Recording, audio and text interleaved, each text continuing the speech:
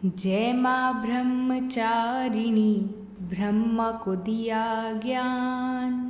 नवरात्रि के दूसरे दिन सारे करते ध्यान। रुद्राक्ष की माला से करूं आपका जाप। माया विषय में फंस रहा सारे काटो पाप। जय माता दी। ओम नमः शिवाय। बोलिए सच्चे दरबार की जय। जय हो जगत जननी माँ भवानी की। माता सभी पर खूब कृपा करें। माताओं बहनों, आज नवरात्रि का दूसरा दिन है। नवरात्रि के दूसरे दिन में माँ दुर्गा के दूसरे स्वरूप माता ब्रह्मचारिणी को समर्पित होता है। आज हम सभी भक्तजन नवरात्रि के दूसरे दिन की पुण्यमयी कथाओं को सुनेंगे। आज की यह कथा सभी का मंगल करने वाली है और सभी को पुण्य फल देने वाली मानी जाती है। आइए प्रिय भक्तजनों, हम सभी माता के प्रति बड़ी ही भक्ति भाव और श्रद्धा से इस कथा को सुनते हैं। माताओं बहनों, जब पृथ्वी पर कोई विपत्ति आती है तब समय समय पर महाशक्ति भी अपने भिन्न भिन्न रूप धारण करती हैं। दुष्टों का नाश और भक्तों की रक्षा करती हैं।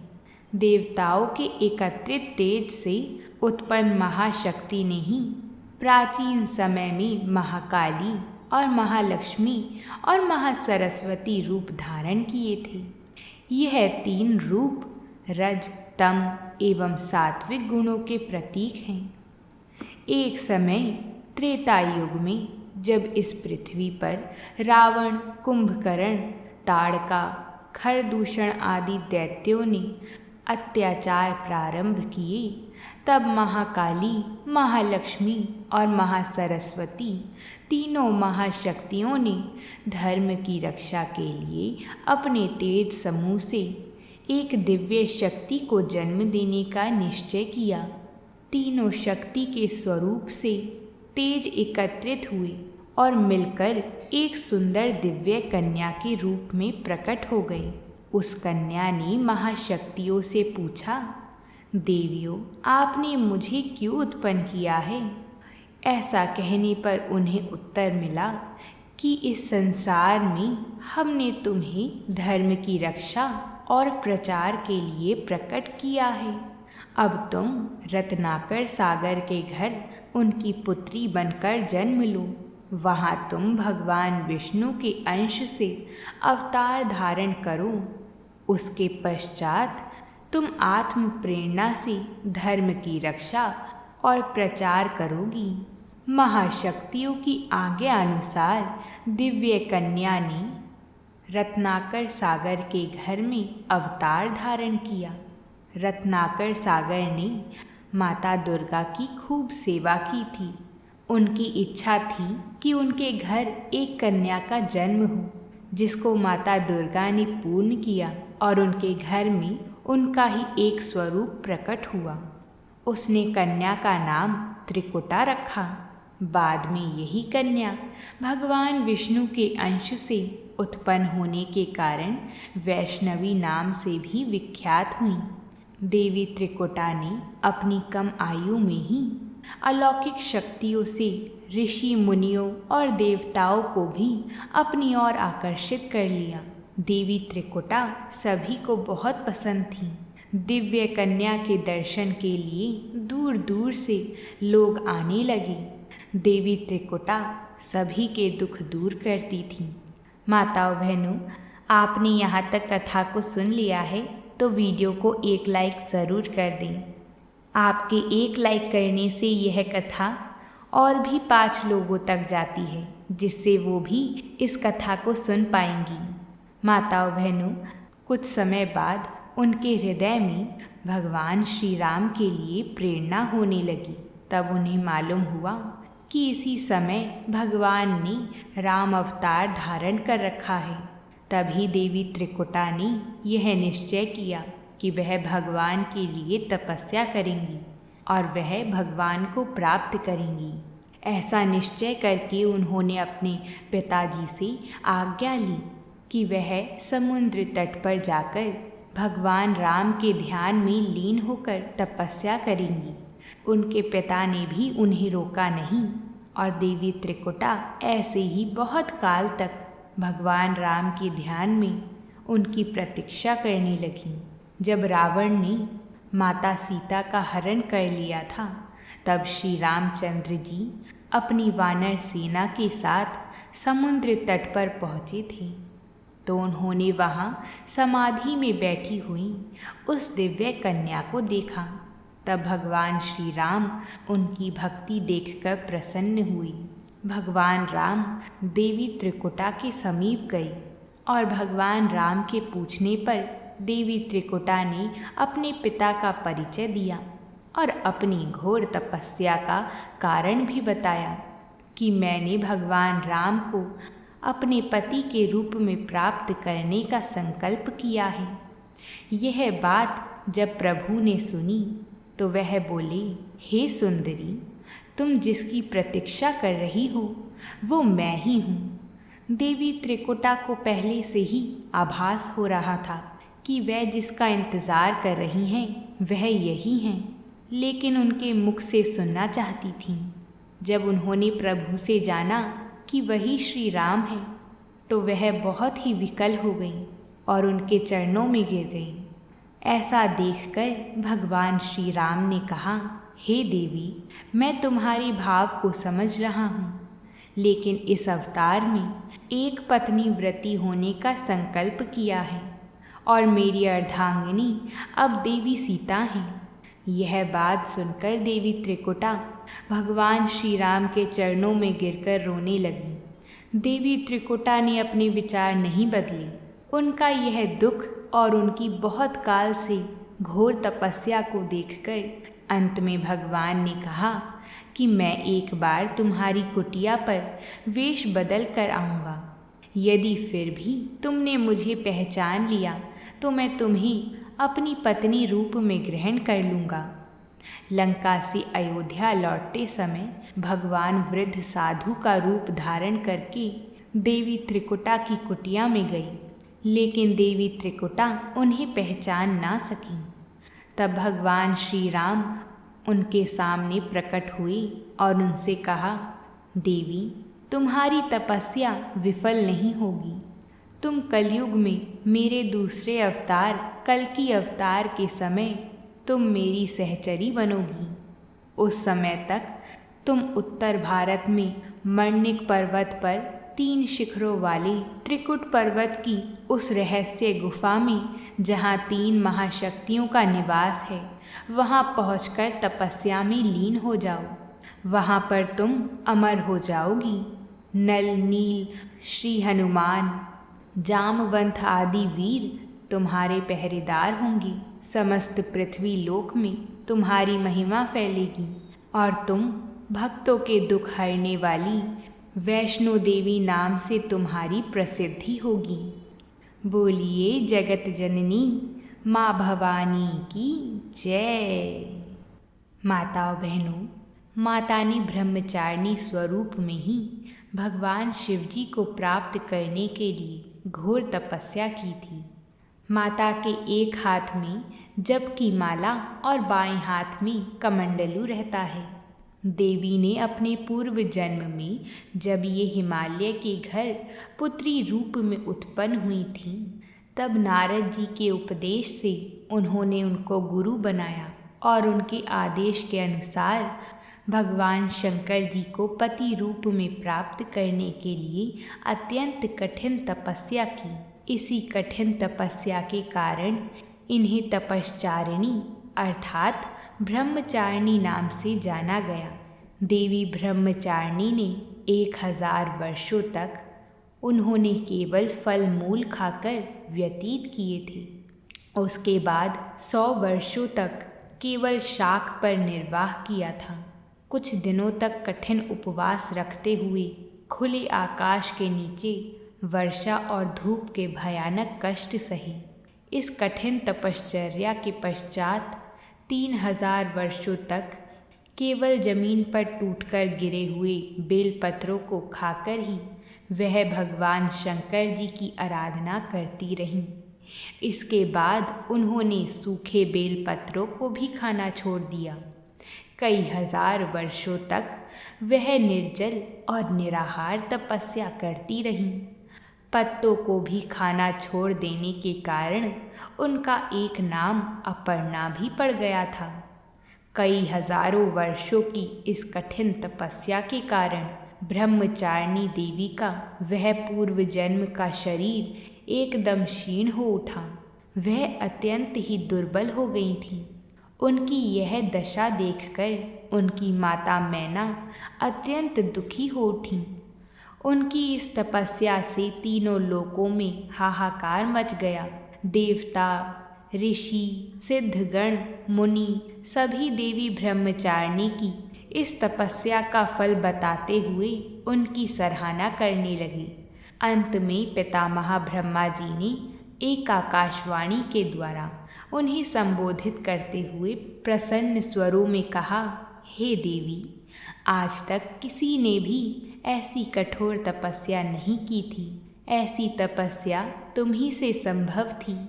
तुम्हारे इस अलौकिक कृत्य की सराहना हो रही है। तुम्हारी मनोकामना जल्द ही परिपूर्ण होगी। भगवान शिव जी तुम्हें पति रूप में प्राप्त होंगी। अब तुम तपस्या से विरत होकर शीघ्र ही तुम्हारे पिता तुम्हें बुलाने आ रहे हैं। माँ दुर्गा जी का यह दूसरा स्वरूप भक्तों और सिद्धों को अनंत फल देने वाला है। इनकी उपासना से मनुष्य में तप, त्याग, वैराग्य, सदाचार, संयम की वृद्धि होती है। जीवन के कठिन संघर्षों में भी उनका मन कर्तव्य पथ से विचलित नहीं होता। माता ब्रह्मचारिणी देवी की कृपा से उसे सर्वत्र सिद्धि और विजय की प्राप्ति होती है। माता पार्वती ने अपने ब्रह्मचारिणी स्वरूप से भगवान शिव जी की आराधना की और उन्हें प्राप्त किया। बोलिए माता ब्रह्मचारिणी की जय हो। प्रिय माताओं बहनों, माता के प्रति श्रद्धा और भक्ति बढ़ाने वाली अब हम माता के भक्त श्रीधर की कथा सुनेंगे कि कैसे माता वैष्णो देवी अपने भक्तों पर कृपा करती हैं। सभी भक्तजन प्रसन्नचित मन से इस कथा को सुनें। बहुत समय पहले माता के परम भक्त श्रीधर जी हुए थे। वे नित्य नियम से कन्या पूजन किया करते थे और माता के परम भक्त थे। संतान ना होने के कारण वह दुखी रहा करते थे। भक्त श्रीधर की सच्ची उपासना और उनका दृढ़ विश्वास देखकर माता वैष्णो देवी स्वयं एक दिन उनके घर कन्या रूप धारण करके आईं। भक्त श्रीधर कन्या पूजन की तैयारी कर रहे थे। तभी छोटी छोटी कन्याएं उपस्थित थीं। उन्हीं में जगन माता भी कन्या बनकर आ गई थीं। नियम के अनुसार पांव धोकर भोजन परोसते समय जब कन्या पर भक्त जी की दृष्टि पड़ी तो वह एकटक उन्हें देखते ही रह गई, क्योंकि यह कन्या उन्होंने कभी देखी नहीं थी और माता का तेज ऐसा था कि उन्हें कोई भी देखता रह जाए। बाकी सब कन्या तो अपना भोजन पाकर और दक्षिणा लेकर चली गई थीं, पर यह दिव्य रूप वाली महाकन्या वहीं बैठी रही। तभी भक्त श्रीधर जी उनसे कुछ प्रश्न करने ही वाले थे कि कन्या रूपी महाशक्ति स्वयं ही बोली, मैं तुम्हारे पास एक काम से आई हूँ। छोटी सी कन्या के मुंह से ऐसी विचित्र बात सुनकर भक्त जी बहुत हैरान हुए। कन्या ने कहा कि आप अपने गांव में और आसपास यह संदेश दे आओ कि कल दोपहर आपके यहाँ महान भंडारे का आयोजन है। इतना कहकर वह कन्या वहाँ से लुप्त हो गई। कन्या की ऐसी बातें सुनकर भक्त श्रीधर विचारों में डूब गए। आखिर यह कन्या कौन है? हो ना हो यह जरूर कोई शक्ति ही थी। परंतु भंडारे वाली समस्या से श्रीधर जी परेशान हो गए, क्योंकि उनके पास इतना धन नहीं था कि पूरे गांव वासी को वह भंडारा करा सकें। इस चिंता के चलते भी अंत में उन्होंने कन्या की बातों को ही याद रखा। उन्हें नहीं मालूम था कि कल भंडारा किस प्रकार होगा, लेकिन फिर भी भक्त श्रीधर जी भंडारे का संदेश देने एक गांव से दूसरे गांव जा रहे थे, तो मार्ग में साधुओं के एक दल को देखकर भक्त श्रीधर जी ने उन्हें प्रणाम किया और साथ ही उन्हें होने वाले भंडारे में पधारने का निमंत्रण भी दिया। उसी मंडली के गुरु थे गोरखनाथ जी। उन्होंने भक्त जी से उनका नाम पूछा और मुस्कुराकर बोले, ब्राह्मण, तू मुझे भैरवनाथ और मेरे अन्य शिष्यों को निमंत्रण देने में भूल कर रहा है। हमें तो देवराज इंद्र भी भोजन ना दे सके थे। इस पर भक्त श्रीधर जी ने उन्हें कन्या के आगमन वाली सारी कथा सुनाई।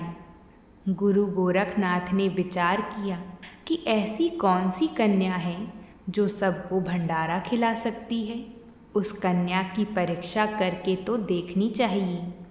अंततः उन्होंने भक्त श्रीधर जी से कह दिया कि हमें भोजन स्वीकार है, कल समय पर हम आ जाएंगे। उस दिन तो भक्त श्रीधर जी गांव-गांव घूमते थके हारे रात को आकर सो गए। सुबह होते ही भक्त श्रीधर फिर इस विचार में खो गए कि मुझ में तो इतने बड़े भंडारे की सामर्थ्य नहीं है। भंडारे का प्रबंध कैसे होगा। ना मालूम समय कब बीत गया और भीड़ एकत्र होने लगी। गुरु गोरखनाथ और भैरवनाथ जी अपने शिष्यों सहित वहां आ पहुँचे। भक्त श्रीधर जी चिंता में बैठे थे कि अचानक ही दिव्य रूप वाली वह कन्या फिर प्रकट हो गई और श्रीधर जी के सम्मुख आकर बोली, अब सब प्रबंध हो जाएगा। उठिए और योगियों से कहिए कि कुटिया में चलकर भोजन करें।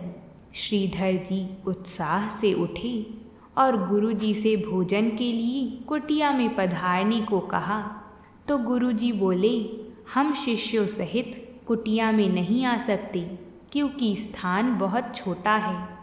इस पर श्रीधर जी बोले, जोगीनाथ, उस दिव्य कन्या ने ऐसा ही कहा है। जिस समय जोगी कुटिया में गए तो सब के सब आराम से बैठ गए, फिर भी जगह बची रही। बाहर भी सब लोग बैठे थे। कन्या ने जब अपने एक विचित्र पात्र से सबको भोजन देना आरंभ किया तो श्रीधर जी प्रसन्न हुए और बाकी सब हैरान। यह देखकर गुरु गोरखनाथ जी और उनके शिष्य भैरवनाथ जी ने परस्पर विचार विमर्श किया कि यह कन्या अवश्य ही कोई देवी शक्ति है। यह वास्तव में कौन है, इसका पता लगाना चाहिए। जिस समय कन्या सबको भोजन परोसती हुई भैरवनाथ के पास पहुंची तो भैरवनाथ ने कहा, कन्या, तूने सबको उनकी इच्छा का भोजन दिया है, लेकिन मेरा मन कुछ और चाहता है। कन्या ने बोला, बोलो जोगीनाथ, तुम्हें क्या चाहिए। ऐसी बात सुनकर भैरवनाथ ने देवी से मांस और मदिरा मांगी तो कन्या ने जोगी को आदेश के स्वर में कहा, यह एक ब्राह्मण के घर का भंडारा है। जो कुछ वैष्णव भंडारे में होता है वही मिलेगा। परंतु भैरवनाथ हठ करने लगे क्योंकि उन्हें तो कन्या की परीक्षा लेनी थी। लेकिन भैरवनाथ के मन की बात तो माता वैष्णो देवी पहले ही जान चुकी थी। जो ही भैरवनाथ ने क्रोध करके कन्या को पकड़ना चाहा, वह कन्या रूपी महाशक्ति अंतर्ध्यान हो गई। भैरव जी ने भी उसी समय उनकी खोज में उनका पीछा करना आरंभ कर दिया। चरण पादुका से काफ़ी दूर चलकर वैष्णवी कन्या के सामने एक गुफा के पास तपस्वी साधु को देखकर उसे अपनी दिव्य झलक दिखलाई और कहा, हे तपस्वी, मैं यहाँ कुछ समय आराम करूँगी। कोई मेरे विषय में पूछे तो कुछ नहीं बताना। यह कहकर माता शक्ति गुफा में चली गईं। और जिस प्रकार बालक माता के गर्भ में तो महीनों तक रहता है, उसी प्रकार कन्या गुफा में 9 महीनों तक तपस्या में लीन रही। उधर भैरवनाथ कन्या की खोज करता हुआ यहाँ तक आ पहुँचा था। उसने तपस्वी से पूछा कि क्या तुम किसी कन्या को इधर से जाते हुए देखा है? यह सुनकर तपस्वी ने भैरवनाथ जी से कहा, जिन्हें तुम साधारण नारी समझते हो, वह तो महाशक्ति हैं और आदि कुमारी हैं। उन्होंने उससे कहा कि यहाँ से चले जाओ। यह बात सुनकर भैरवनाथ क्रोधित हो उठा और बोला कि मैं तो उस कन्या को ढूंढकर ही दम लूँगा। भैरवनाथ ने गुफा में प्रवेश कर दिया। गुफा में बैठी तपस्या में जगत माता यह सब देख रही थीं। माता ने अपनी शक्ति से त्रिशूल द्वारा गुफा के पीछे से दूसरा मार्ग बनाया और बाहर निकल गईं। देवी कन्या आगे बढ़ती रहीं। भैरवनाथ भी उनका पीछा करते रहे। देवी ने भैरव को आदेश दिया कि जोगी, तुम अभी वापस चले जाओ, किंतु भैरव ना माना। चाहती तो महामाया सब कुछ कर सकती थी, परंतु भैरव की जिज्ञासा भी सच्ची थी। अंत में देवी त्रिकुटा पर्वत की सुंदर गुफा तक पहुंची। गुफा के द्वार पर उन्होंने वीर हनुमान को पहरेदार बनाकर खड़ा कर दिया और भैरवनाथ को अंदर आने से रोकने के लिए कहा। महाशक्ति कन्या गुफा में प्रवेश कर गईं तो भैरव जी भी घुसने लगे। तब वीर हनुमान जी के साथ भैरवनाथ का युद्ध हुआ। जब वीर लंगूर परास्त होने लगी, तब फिर स्वयं शक्ति ने देवी चंडी का रूप धारण कर भैरवनाथ का वध कर दिया। उनका धड़ वहीं गुफा के पास और सिर भैरव घाटी में जा गिरा। सिर धड़ से अलग होने पर भैरव की आवाज़ आई कि हे आदि शक्ति, कल्याणकारी माँ, मुझे मरने का कोई दुख नहीं है, क्योंकि मेरी मृत्यु जगत रचयिता माँ के हाथों हुई है। सो हे मातेश्वरी, मुझे क्षमा कर देना। मैं तुम्हारे इस रूप से अपरिचित था। माँ, अगर तूने मुझे क्षमा ना किया तो आने वाला युग मुझे पापी की दृष्टि से देखेगा और लोग मेरे नाम से घृणा करेंगी। तब माता ने ही भैरवनाथ के मुख से बारंबार माँ शब्द सुनकर जगत कल्याणी मातेश्वरी ने उन्हें वरदान दिया कि मेरी पूजा के बाद तुम्हारी पूजा भी होगी और तुम भी मोक्ष के अधिकारी होगी। मेरे श्रद्धालु मेरे दर्शनों के पश्चात तुम्हारे स्थान का दर्शन करने वालों की भी मनोकामना पूर्ण होगी। माता वैष्णो देवी ने भैरवनाथ का कल्याण तो किया ही, उधर भक्त श्रीधर जी को कन्या के अचानक चले जाने से अत्यधिक बेचैनी हुई। उन्होंने खाना पीना भी त्याग दिया था, परंतु माता तो अपने भक्तों के दिल को जानती हैं। इसलिए एक रात स्वप्न में वैष्णो माता ने श्रीधर जी को दर्शन दिए और अपने धाम का दर्शन भी कराया।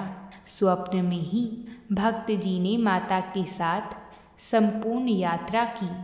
सुबह श्रीधर जी उठे तो बहुत प्रसन्न थे। स्वप्न में देखे हुए स्थानों से उनका हृदय अब तक पुलकित था। उसी दिन से श्रीधर जी वैष्णो देवी के साक्षात दरबार की खोज करने लगे। एक दिन स्वप्न में देखे अनुसार चलते चलते गुफा का द्वार उन्होंने देख लिया और उसमें प्रवेश करके माता के दरबार के साक्षात दर्शन करे और अपना जीवन सफल बना लिया। श्रीधर जी ने हाथ जोड़कर जगदम्बे की आराधना की।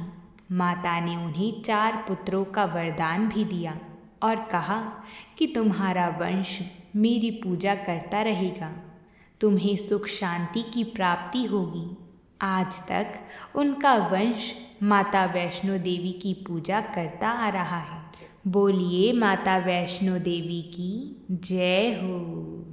माताओं बहनों, इस प्रकार नवरात्रि की यह दूसरी कथा भी सफलतापूर्वक हमने सुन ली है। मेरी प्रार्थना है कि इस कथा को सुनने के बाद आप दुर्गा सप्तशती की कथा भी ज़रूर सुनें। वो हमारे चैनल पर आ गई है, आप जाकर उसका श्रवण करें और माता की कृपा प्राप्त करें। अब हम आपसे कल मिलेंगे एक नई कथा के साथ। आप जाकर दुर्गा सप्तशती की कथा ज़रूर सुनें और इन कथाओं को अपने परिवारजनों के साथ ज़रूर शेयर करें। वीडियो को लाइक करें जिससे यह कथा सभी माताएं बहनें सुन सकें। और अगर आप कमेंट करना जानती हैं तो कमेंट में जय माता दी ज़रूर लिखें। तो प्रेम से बोलिए जय माता दी।